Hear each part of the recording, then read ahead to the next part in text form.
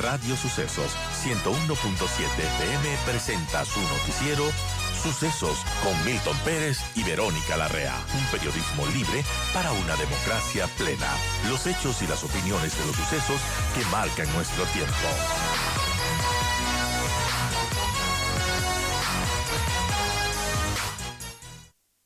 Y bueno, hay una preocupación en torno a la consulta popular del ITT en el Yasuní. Es una consulta polémica. El 20 de agosto los ecuatorianos vamos a decidir si continuamos con la explotación del bloque ITT en el Yasuní. Y bueno, hay obviamente posturas, argumentos a favor y en contra. En el Yasuní, una de las zonas con mayor diversidad por metro cuadrado del planeta, se halla también el área petrolera de más proyección del Ecuador, es del bloque petrolero 43 ITT. En una consulta popular que será este 20 de agosto, los ecuatorianos vamos a las urnas a decidir si queremos desterrar toda actividad petrolera de la zona para proteger a los bosques que lo rodean y a los pueblos en aislamiento voluntario que transitan también por esta zona. No se trata de cualquier zona. El propio Ministerio del Ambiente ha calificado como un santuario de la biodiversidad, declarado como reserva de la biosfera por la UNESCO en 1989. El Yasuní está compuesto por más de 2.000 especies de árboles y arbustos, 204 especies de mamíferos, alrededor de 610 especies de aves, 121 especies de reptiles, más de 150 especies de anfibios, 250 especies de peces, en fin. Y por esto, pues en 2008, recordemos, el entonces presidente Rafael Correa propuso a la comunidad internacional que entregase ayuda económica para evitar explotar este bloque petrolero y mantener el petróleo bajo tierra. Se pidió una compensación de 3.600 millones de dólares. 5 años después de este mismo gobierno de Correa, se consideró que la propuesta fracasó. El mismo Correa dijo: el mundo nos falló por no haber recaudado la meta de ingreso esperada. Así pues, se firmó el decreto que autorizó el comienzo de la exploración del ITT y de esta manera el país amplió la frontera petrolera en la región amazónica.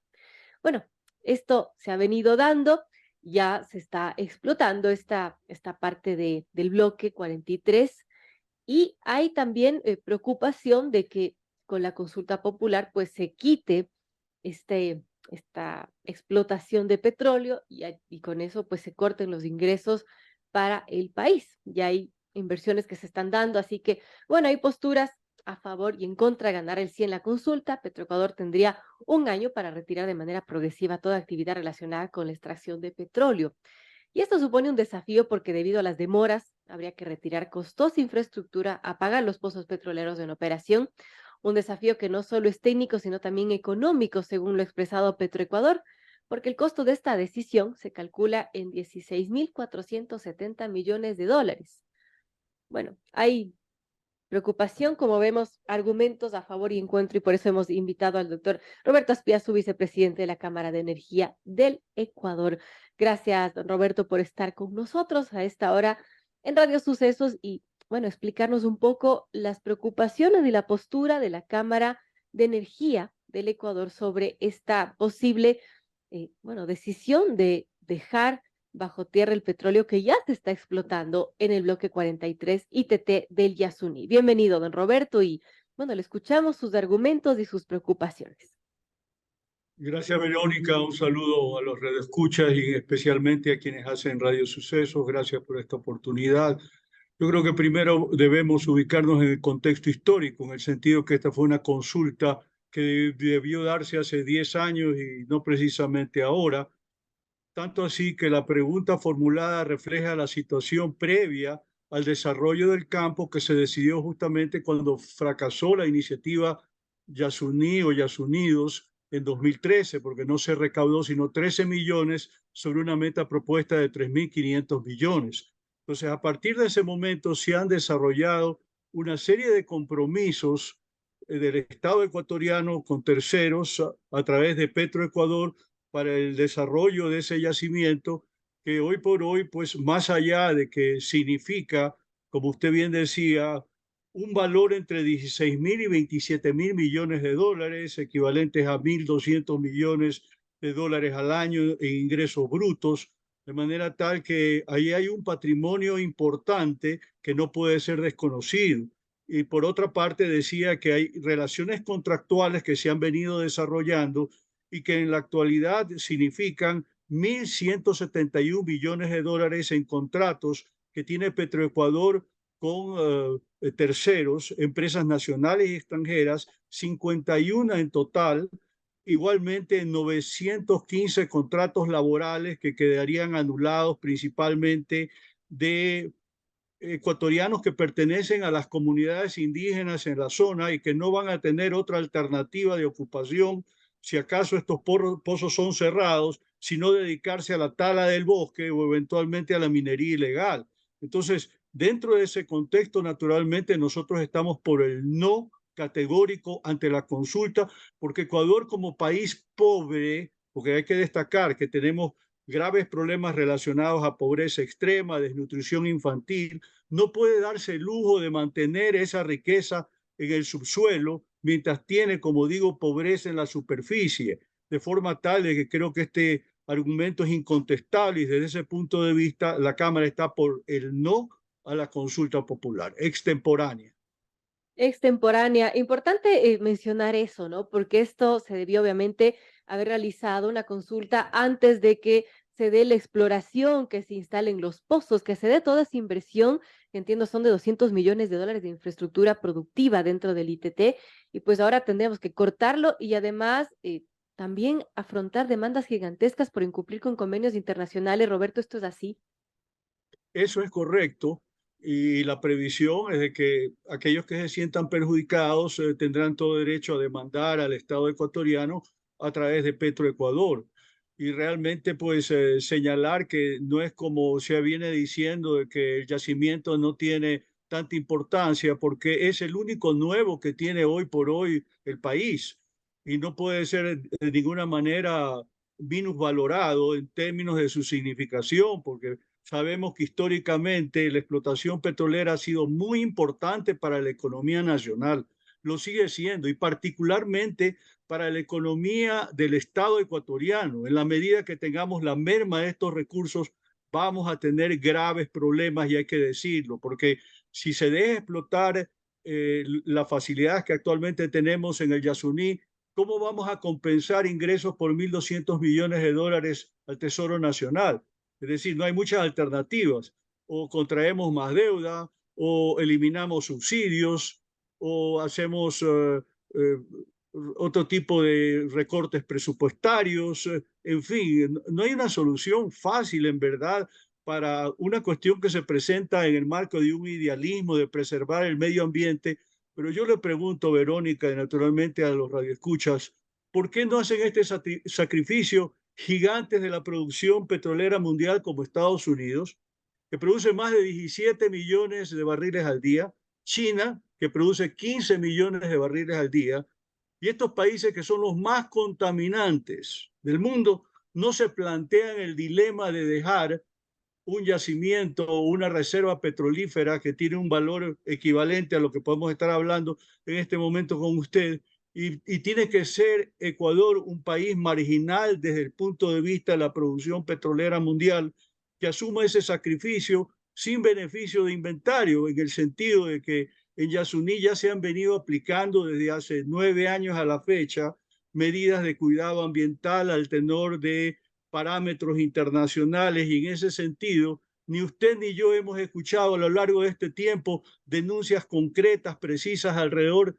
de eventuales faltas de cuidados en lo que esto se refiere. Hay licencias ambientales, inclusive licencias ambientales en el bloque 43 de tipo zonal, que tienen que ser sujetas a monitoreo y a informe permanente. Es decir, hay supervisión de los términos de la explotación que se realiza, y esto no es pues el desarrollo de los campos petroleros en los años 70, los 80, los 90 y todos los fluidos que se utilizan para efectos de la explotación, incluida el agua que se extrae del subsuelo.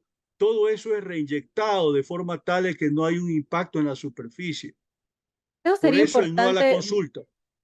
Eso sería importante mostrarle, Roberto, de que, bueno, ahorita ya se está explotando el bloque 43 ITT y habría que evaluar los daños ambientales o cómo se está manejando el tema ambiental para que las personas que vamos a decidir el 20 de agosto en la consulta, pues decidamos de manera informada bueno, cómo se está dando esta situación y si es que vale la pena dejar ese petróleo que ya está explotándose, que ya está la inversión hecha bajo tierra o no.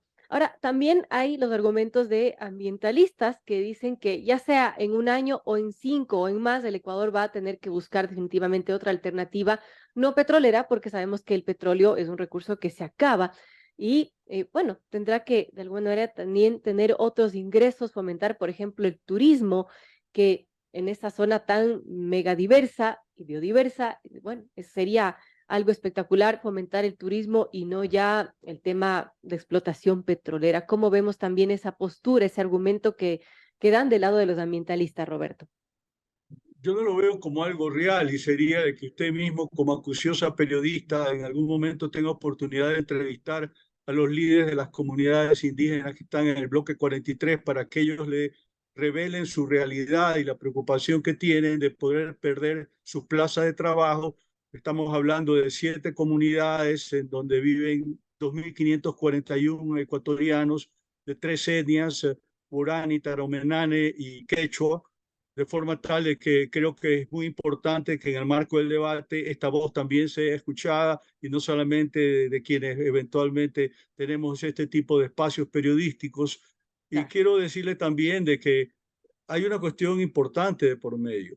Después de 5 años que Ecuador ha mantenido la producción petrolera sostenida alrededor de 500.000 barriles al día, justamente en 2023 ha comenzado a decaer y hoy por hoy estamos en promedios de 470, 450, y ahí el problema está relacionado al hecho de que estamos importando demasiado combustible y la balanza petrolera neta, es decir, las cifras en azul, poco a poco tienden al rojo. En marzo, de hecho, ya hubo un saldo rojo entre lo que nosotros vendemos, petróleo, e importamos derivados ligeros. Ahí comienza a haber un grave problema. Entonces, si hay el recorte adicional de Yasuní, nos vamos a comenzar a quedar con pocas opciones. Yo mencionaba hace un momento la de recortar el subsidio a los combustibles que el año pasado significaron 4.560 millones de dólares sobre un total de importación de 7.600 millones y de un ingreso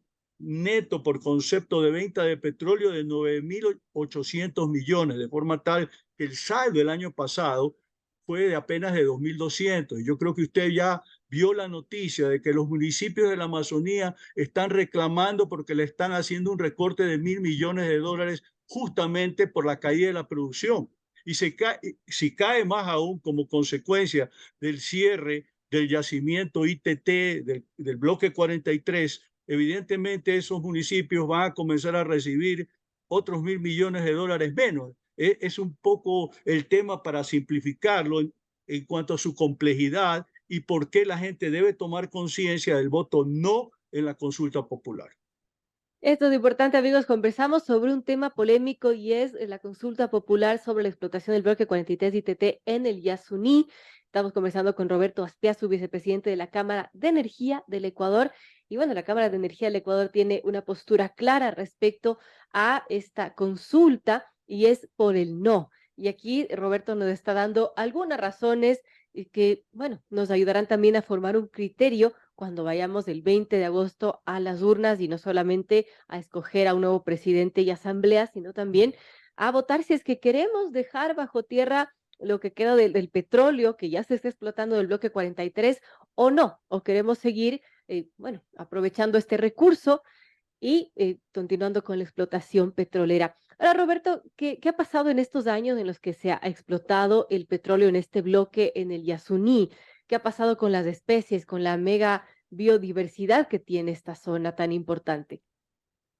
Yo quiero hacerles saber, y seguramente este es un detalle que mucha gente no lo conoce, que cuando se comenzó a desarrollar el campo ITT en 2014, se encontraron con que ahí ya no había bosque primario, sino que era bosque secundario, porque a través del río Napo, en la frontera norte, por el bloque 43 colinda con el Perú, los madereros peruanos habían ingresado a la zona Atalar, de forma tal de que no hay esto de que ahí hay tribus no contactadas que posiblemente estén más al norte, pero no están ahí, de forma tal que ese no es un argumento válido. Respecto a las especies, naturalmente, como le decía hace un momento, eso está sujeto a la aplicación de una licencia ambiental que toma los cuidados del caso para preservar, por ejemplo, zonas de anidación de los reptiles o de los pájaros y así por el estilo. Se viene aplicando una serie de medidas en cuanto a eh, lo que puede ser apertura de carreteras o el tendido de puentes que son indispensables para la logística del mantenimiento de la operación petrolera. Pero es muy importante destacar, y yo creo que usted ya lo ha escuchado, en el sentido de que el Parque Nacional Yasuní tiene 900.000 hectáreas y esta operación petrolera apenas está ocupando 80 hectáreas, es decir, menos del 0,01%. Entonces, ahí usted tiene una respuesta respecto a la magnitud del impacto que pueda tener sobre las especies aborígenes locales, que naturalmente, y yo entiendo de que hay esta posición en favor del cuidado, pero tampoco puede ser tan extremista que vaya a privar de una riqueza al país que le está necesitando para atender a su población más desposeída, que es justamente la que necesita el soporte del Estado ecuatoriano a través de recursos económicos y financieros para la obra de infraestructura, para el agua potable, para el alcantarillado, para centros de salud, de educación. Eso está sobre la mesa también y tiene que haber una respuesta más objetiva y realista que decir que con el turismo ambiental se van a obtener los mismos ingresos que los 1.200 millones de dólares al año que se consiguen con la explotación del campo que ya está desarrollado. Aparte, Verónica, hay que tener presente que la resolución de la Corte Constitucional dispone además el desmontaje de estas facilidades, que Claro, y significa eso un también tiene costo un costo. adicional y han dado como plazo apenas un año y eso no va a estar, si se da el caso, no se va a estar levantado antes de 5 años. Es decir, ahí ha habido un error de cálculo por todo lado y yo personalmente soy muy crítico de la decisión de la Corte Constitucional de en este momento dar paso a una consulta popular que se interpone con una elección general y donde demasiados ecuatorianos van a ir sin suficiente información para tomar o para realizar un voto informado. Esa es la razón por la cual nosotros estamos por no en la consulta popular. Gracias a Roberto Aspiazu, vicepresidente de la Cámara de Energía del Ecuador, nos ha dado sus argumentos respecto a por qué votar no en esta consulta popular, cuya pregunta dice, ¿está usted de acuerdo en que el gobierno ecuatoriano mantenga el crudo del ITT conocido como bloque 43 indefinidamente en el suelo? Recordemos que este bloque ya se está explotando y bueno, ustedes ya tienen los argumentos para seguirse informando. Tenemos menos de 2 meses para informarnos sobre los pros, sobre los contras, lo que supone esta consulta popular que compromete además la economía de nuestro país, así como la situación medioambiental. Y también en el caso de los habitantes de Quito, tenemos otra pregunta más que corresponde a la explotación minera en el Choco Andino. Eso también estaremos tratándolo en estos espacios en Radio Suceso. Y yo quiero agradecer a Roberto Aspiazu por, bueno, darnos sus argumentos y su postura respecto a esta consulta que también genera preocupaciones porque, como dice, además de la inversión que ya se ha dado, que se ha gastado para explotar ese petróleo que está dando réditos al país, también habría que tener una inversión muy grande para retirar todas esas infraestructuras que ya están y que, bueno, también esto llevaría demandas gigantescas por incumplir con algunos convenios internacionales. Hay que sopesar estos argumentos a favor y en contra y tomar una decisión. Gracias, Roberto, por estar con nosotros en Radio Sucesos. Gracias, Verónica, y un reiterado saludo a los amigos de Radio Suceso.